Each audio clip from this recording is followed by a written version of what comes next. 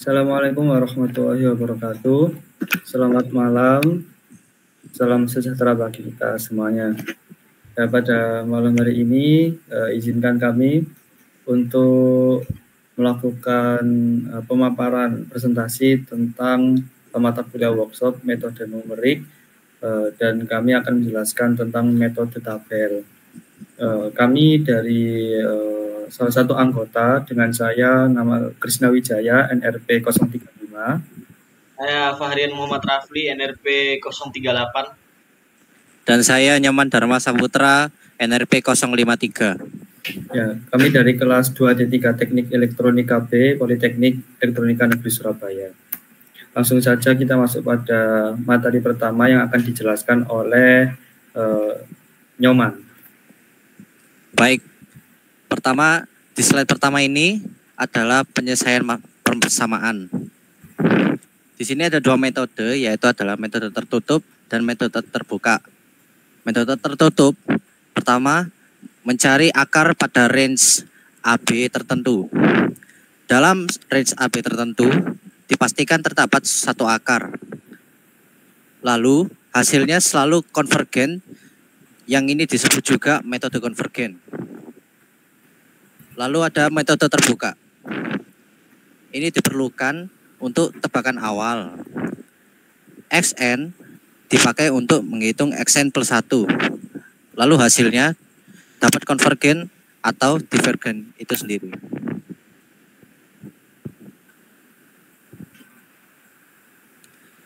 Sebenarnya metode tertutup ini memiliki 3 metode yang masing-masingnya itu dibagi lagi.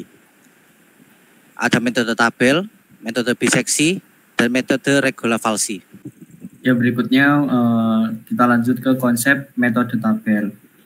Metode tabel itu memiliki suatu range, bisa dideklarasikan X sama dengan AB. Mempunyai akar bila fungsi A dan fungsi B berlawanan tanda atau memenuhi FA dikali FB kurang dari 0. Teorema di atas dapat dijelaskan dengan grafik-grafik yang sudah ada di bawah ini. Grafik yang pertama ini menandakan bahwa FA dikali FB itu kurang dari 0, maka pada range X sama dengan AB terdapat akar. Katakan suatu akar itu terdapat perpotongan antara koordinat X ini melebihi. Dan yang kedua ini tidak memiliki akar dikarenakan fungsi A dan fungsi B itu lebih dari 0. Maka pada range X, A, B tidak terdapat akar, tidak terdapat perpotongan pada koordinat X. Selanjutnya, metode tabel itu bisa disebut dengan pembagian area, di mana untuk X di antara A dan B dibagi sebanyak N. N itu dikatakan banyaknya kolom bagian, dan pada masing-masing bagian dihitung nilai fx-nya sehingga diperoleh tabel seperti contoh di bawah ini. Ada x dan fx. X1, X2, X3 sampai dengan Xn sama dengan B, FA, Fx1, Fx2, Fx3 sampai dengan Fb. Ya, selanjutnya akan dijelaskan oleh Nyoman.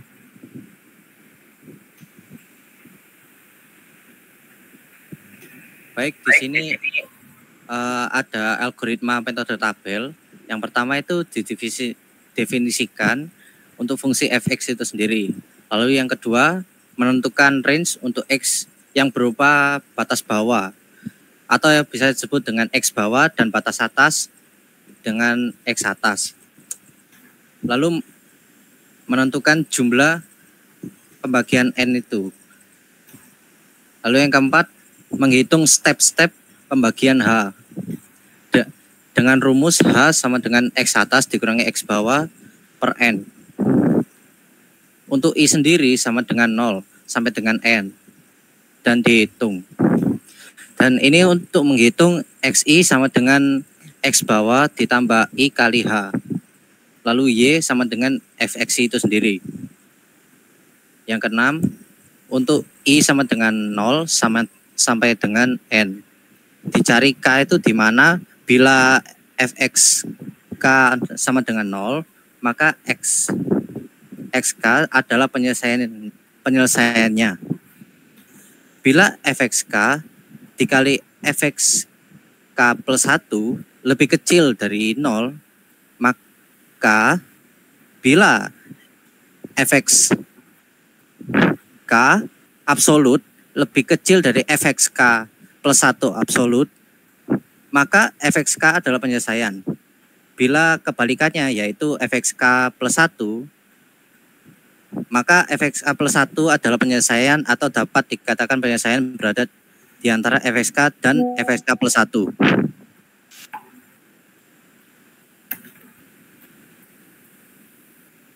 Baik, selanjutnya adalah flowchart, di mana di sini itu dimulai dengan menentukan sebuah fungsi fx, lalu menambahkan input yaitu a, b, n, h, dan input yang disertai dengan array. Array di sini bisa diisi berapa? Di sini kami memakai array 10.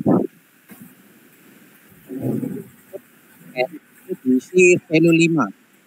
Setelah itu kami membandingkan suatu pernyataan, yaitu apakah fsa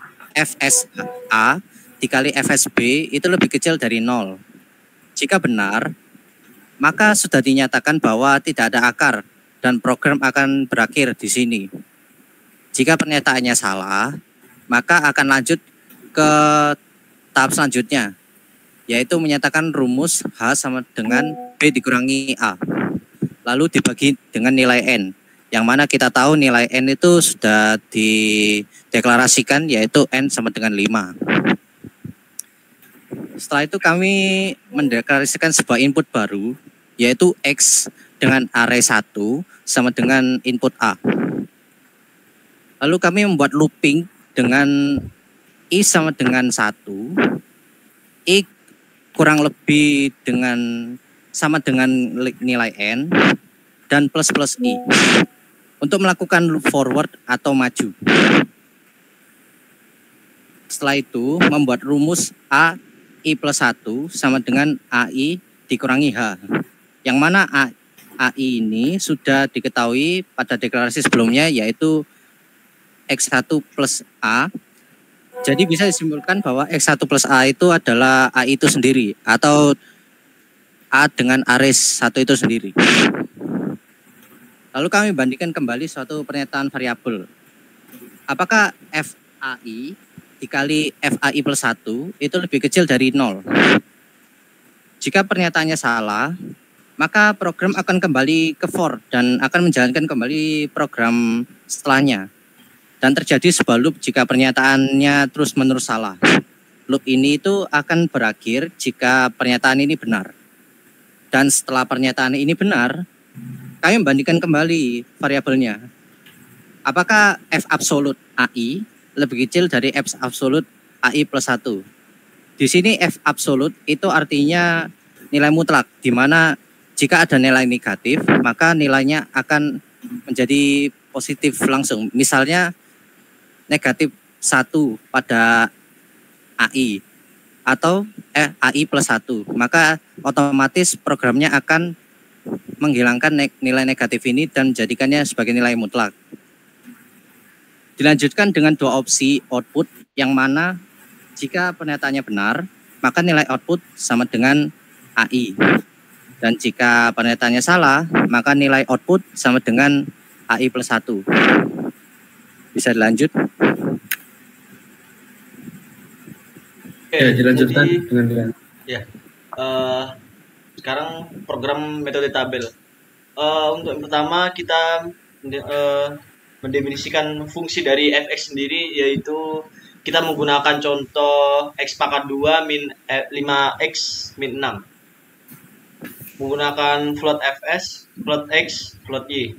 Oke, selanjutnya jangan lupa sertakan library. Kita memakai dua library tentunya karena menggunakan fungsi fx, yaitu mat.h. Selanjutnya kita menentukan batas atas. Kita input nilai A, nilai B, dan pembaginya juga, nilai pembagian, yaitu N. Selanjutnya akan dicari apakah FA kali FB nilainya lebih dari 0 atau kurang dari 0. Setelah itu jika iya, maka kita akan menghitung nilai H, yaitu B min A dibagi N. Setelah itu kita mendefinisikan nilai X1 sama dengan A. Oke, untuk yang barusan, jika FA kali FB lebih dari 0, maka tidak ada akar. Oke, next. Selanjutnya, sesudah menghitung nilai H, kita akan looping 0 sampai nilai N yang kita masukkan tadi. Selanjutnya kita akan menghitung XI plus 1 sama dengan XI tambah nilai H yang tadi. Lalu akan dicari jika fxi kali fxi plus 1 apakah kurang dari sama dengan 0, maka akan looping lagi, akan if lagi, ada if lagi di bawahnya, yaitu f absolute xi, f absolute xi berarti mutlak xi, apakah mutlak xi kurang dari mutlak xi plus 1. Jika iya, maka akarnya merupakan xi. Jika tidak, maka akarnya merupakan xi plus 1. Oke, next. Berikut adalah programnya. Yang ini merupakan contoh akar yang kita gunakan. Lalu ini input. Kita masukkan nilai A, B, N. Lalu bawahnya lagi if. Apakah dari contoh persamaan kita apakah ada akar? Jika iya, maka lanjut akan mencari nilai H, B min A sama B min A dibagi N. Lalu didefinisikan SI sama dengan A. Selanjutnya akan looping lagi I sama dengan kurang dari N. I sampai akan looping dari nilai I sampai N. Lalu XI plus 1 sama dengan XI yang tadi, nilai A tambah nilai H. Selanjutnya akan ada if jika nilai fxi dikali fxi plus 1 kurang dari 0, maka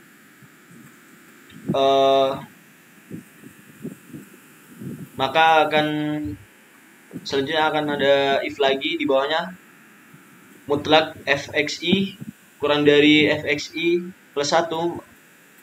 Jika iya, maka akarnya merupakan nilai yang terkecil dari kedua fx tersebut. Oke, sekian. Next.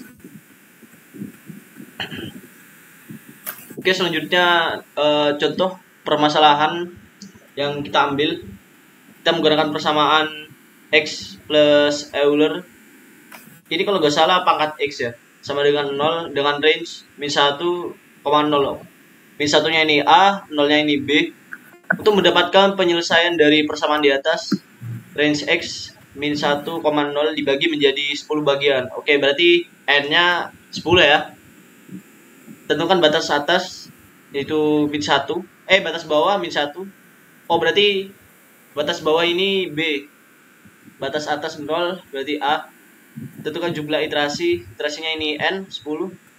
Maka akan muncul nilai tersebut maka akan outputnya sebanyak 10 kali, karena iterasi 10. Dan hasilnya ini X sama dengan min 0,6 ya, dengan nilai fx-nya min 0,05 dan error 0,05. Oke, next.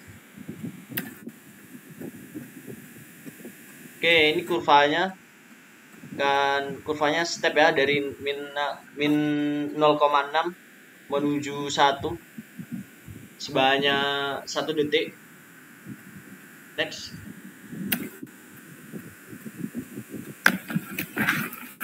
Ya, lanjut.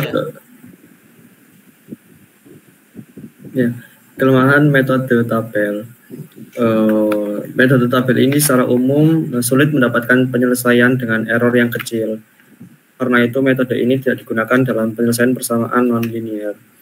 Tetapi metode tabel ini digunakan sebagai taksiran awal mengetahui area penyelesaian yang benar sebelum menggunakan metode yang lebih baik dalam menentukan penyelesaian.